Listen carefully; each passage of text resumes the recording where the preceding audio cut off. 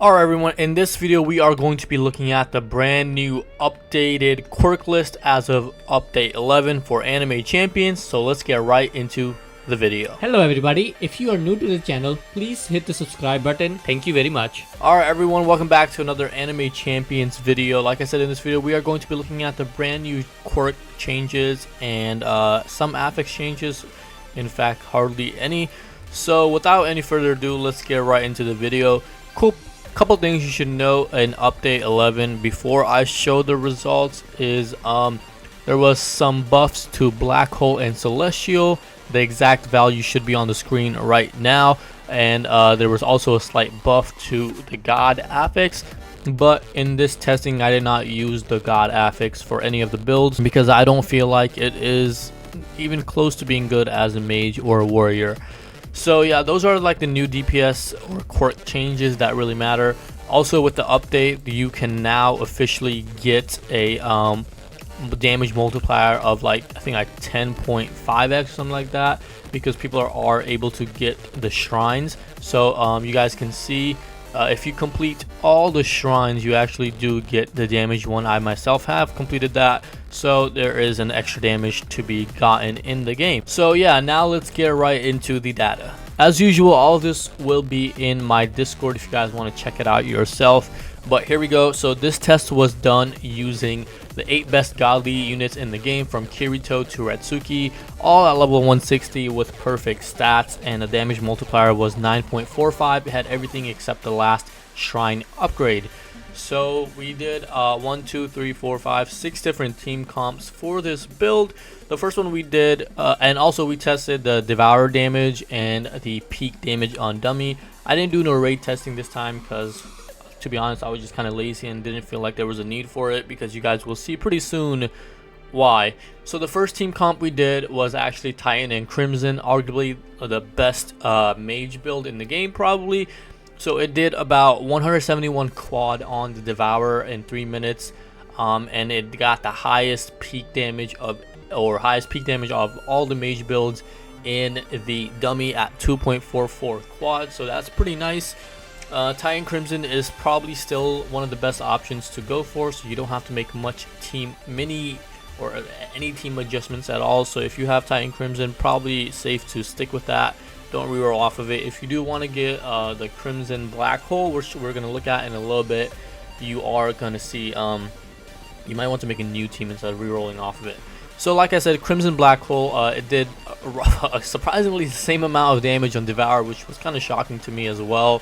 And it did a lot less on the dummy though, by quite a bit, almost 400 trillion. I mean almost more than 400 trillion. So that's interesting to see. So it does roughly the same amount of damage on Devourer because it just ults so much faster than Titan Crimson.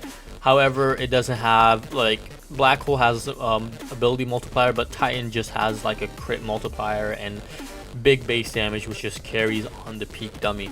So the next one we did was Titan Black Hole Mage, and on the Devourer damage was just really bad. I didn't even include it. In fact, after a minute of it, I just gave up because it was nowhere near these numbers. So yeah, it was just really bad. And on the peak, it got the worst one, as you can imagine, at 1.59 quad. So that is all of the mage builds, I believe, done. Now we're gonna move on to the punch builds. So the first one we did was Titan Boxer, the best for mob damage from last update, and probably still true. You guys can see it did 213 quad on Devourer. Keep in mind, it does not have Celestial, which does boss damage, and Celestial did get buffed for that. So as you guys can see now, Celestial Boxer actually did the most on the Devourer at 240 quad, which is actually a pretty big jump. So if you want to do Devourer, I would recommend a full team of Celestial Boxer because that does the most. The last Boxer build I tested was Celestial and Titan, which did the lowest out of all of them because Celestial isn't typically a Boxer build. Normally it's just Celestial and Titan is typically not a Boxer build. It's normally Titan Boxer or Celestial Boxer, because the Boxer is pretty much a must-have for the punch build. So yeah, that is the punch team done as well. It's you know, pretty like similar to last update. Like nothing has changed too much. The only thing that I would say has changed is Celestial doing much more damage to bosses. So it might be worth getting a Celestial Boxer team because you're just gonna do so much more damage on bosses. It's actually pretty cool. Like from just this test alone, you get what is that? 27 quad difference, which definitely adds up over time. So definitely worth probably getting a Celestial Boxer team just for Devourer and for raids that might need them in the future. But yeah, this is the entire list right here. So what would I recommend to you guys? Basically, don't make any major adjustments to your teams until Champion Ruins and are added at least. When Champion Ruins are added, things will change. There will be new source of damage, etc. Then you can make proper changes. But right now, the meta has not changed too much, which is good because people worked hard to get their current teams.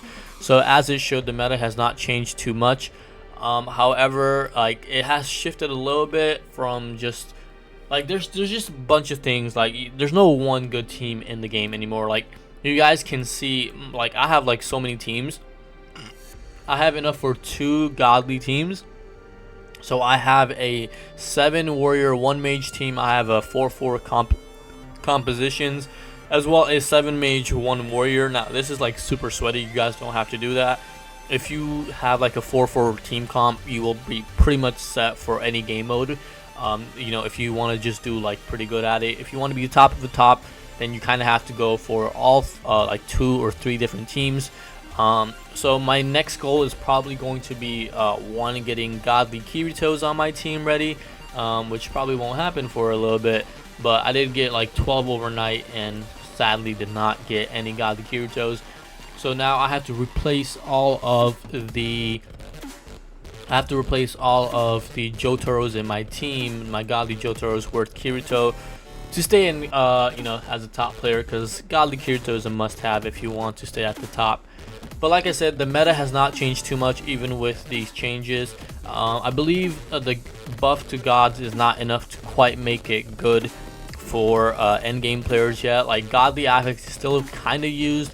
In some instances, it does more damage than like double mage or double warrior or something like that. But those are pretty rare and it's not used too often. So overall, I think this was a very good update. I know there are some issues with the dungeons, but overall, they're pretty fun to explore and get the quest. I will be streaming some dungeon floor carries to like up to level 4 if you guys want. Later, when this video drops, stop by stream, say hi, and try to get some shrine upgrades, as well as unlock, you know, some cool gold rooms. But I think that's going to be it for this video, guys. If you guys enjoyed, leave a like and subscribe if you are new. Thank you guys for a wonderful 2023, and hopefully in 2024 we do much better. Me and Asuna are saying goodbye and peace out.